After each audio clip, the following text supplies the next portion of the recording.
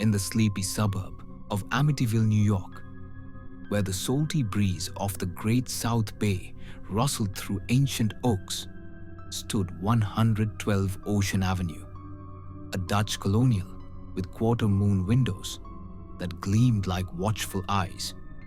To passers-by, it was just a house. But on November 13th, 1974, it became a tomb. Ronald Butch DeFeo, Jr., 23, stalked the darkened halls, his breath uneven, eyes burning with frenzy. The clock crept toward 3 a.m., the witching hour, when even the night seemed to hold its breath. Upstairs, his family slept soundly.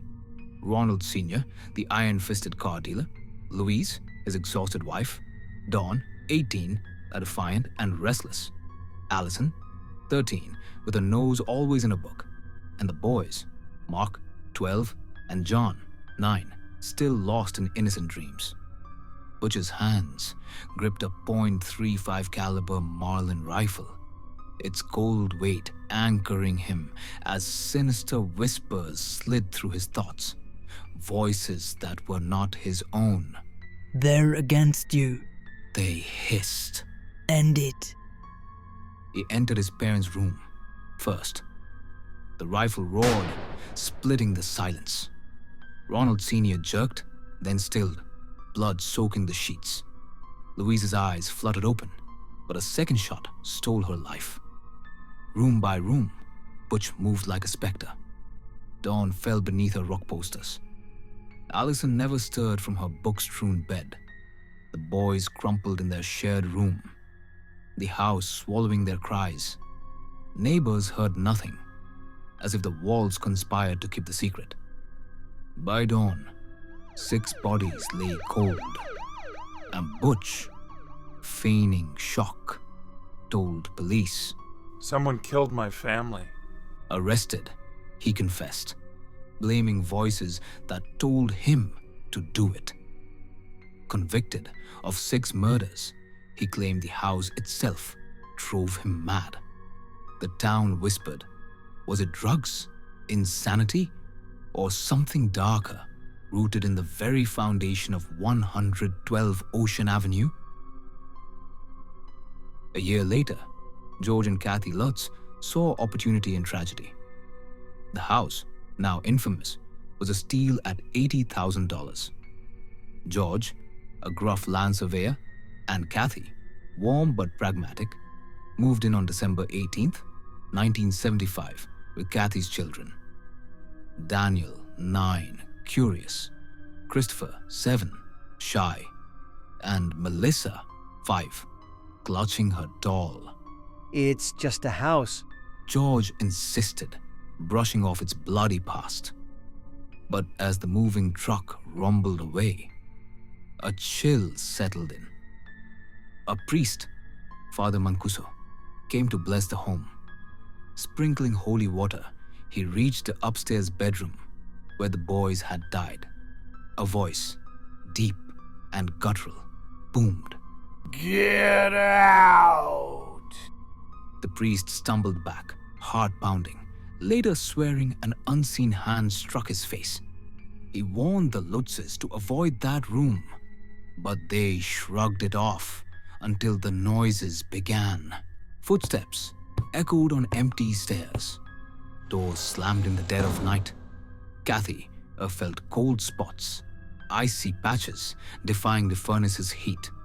George woke nightly at 3:15 a.m., the exact time of the murders, drawn to the boathouse as if summoned. "Something's wrong here." He muttered, but Kathy urged calm. Melissa, or Missy, spoke of Jody, an imaginary friend who appeared in her room, a girl with glowing red eyes. "Jody says bad things happened here," she whispered, her small hands trembling. That night, George heard music, faint, discordant, like a German marching band from nowhere. No radio played. The family huddled, dismissing it as nerves. But the house felt alive, watching One evening, as a storm brewed, Kathy screamed. A window burst open, scattering papers, only to slam shut when she reached it, then open again, glass rattling like mocking laughter. George, once steady, grew irritable, chopping wood obsessively, his eyes sunken. In the sewing room, flies swarmed despite the winter, their buzzing a sickening drone.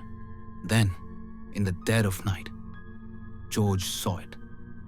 A massive, pig-like creature outside Missy's window, its red eyes blazing, snout pressed to the glass. He grabbed his shotgun, heart hammering, and flung open the door. Nothing. Only hoof prints in the snow, trailing into nothingness. The family gathered, terror mounting as a low growl echoed from the basement, shaking the walls. What's down there? Daniel whispered, clinging to Kathy.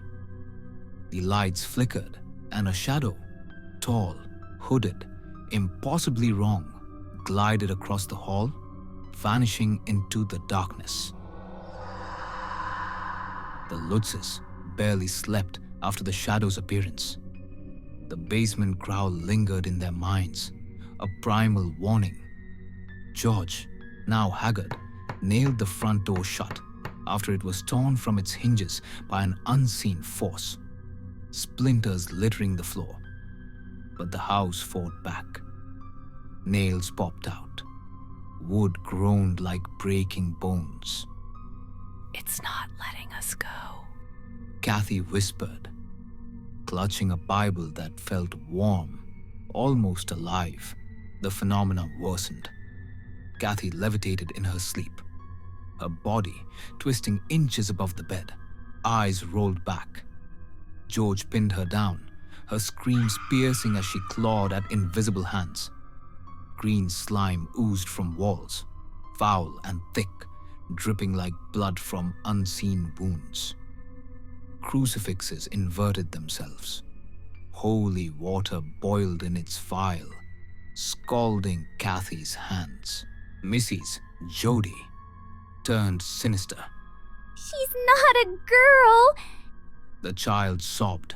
She's a pig with teeth. George saw it again. The demonic swine, now inside, its hooves scraping the floorboards. He fired his shotgun, but the creature dissolved into smoke, its laughter echoing. The children huddled, Daniel whispering. It wants us to stay forever. George's mind unraveled. The voices that plagued Butch now tormented him. Finish it. End them. He eyed his family with suspicion, the house feeding his paranoia. One night, the fireplace erupted, flames forming leering faces, demonic, taunting. The stairs buckled as they fled upstairs, wood splintering beneath them. On January 14th, 1976, 28 days after moving in, the house unleashed its full wrath. Pots clanged in the kitchen, glass shattered, and a chorus of guttural voices screamed from the basement. You're ours. The walls pulsed, oozing slime that smelled of decay. George, Kathy, and the kids fled to the car, leaving everything: clothes, furniture, their dog's frantic barks. The house loomed in the rearview mirror, its windows glinting like eyes. They collapsed in a motel, bruised and broken. The house is evil. George told reporters, his voice hollow. Their story, penned by Jay Anson, chilled the world, spawning films that etched 112 Ocean Avenue into horror lore. Skeptics cried hoax, pointing to intact doors and calm weather. But the Lutzes swore it was real, their fear undeniable. The house stands today. Its address changed, its windows still watching. New owners claim peace, but whispers persist of footsteps, red eyes, and a hunger that never sleeps. Was it a demon, born of bloodshed, or the minds collapse under guilt and dread, one truth remains. Some houses don't forget, and some never let go.